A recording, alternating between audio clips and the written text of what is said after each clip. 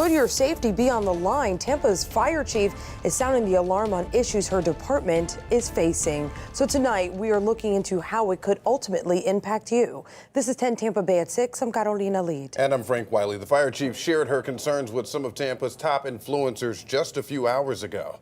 And the biggest challenge right now, how they can keep up with the amount of people moving here. 10 Tampa Bay's Eric Glasser explains why Fire Chief Barbara Tripp felt it was important to address this particular group and why the fire department's union is taking issue with some of what was said. We will get to a call. Tampa Fire Rescue Chief Barbara Tripp was the featured speaker at this week's Cafe Con Tampa event, invited to speak just 2 months after the city's fire department union raised concerns about the department's response times. I just want to make sure we get accurate information out there. Administrators and the union agree more resources are needed, but disagree on the most efficient way to allocate those resources. The union wants more firehouses and more fire engines, but 90% of Tampa's fire rescue calls are medical, not fire. Could we respond better and faster if we deployed a whole lot more ambulances with qualified paramedics to the 80% of calls that we have?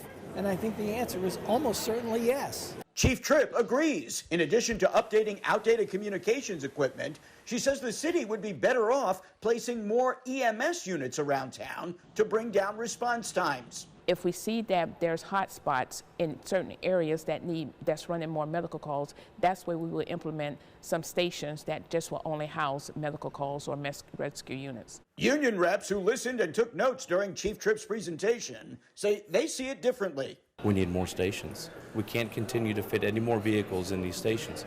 Currently today, 70% of the stations are past life expectancy.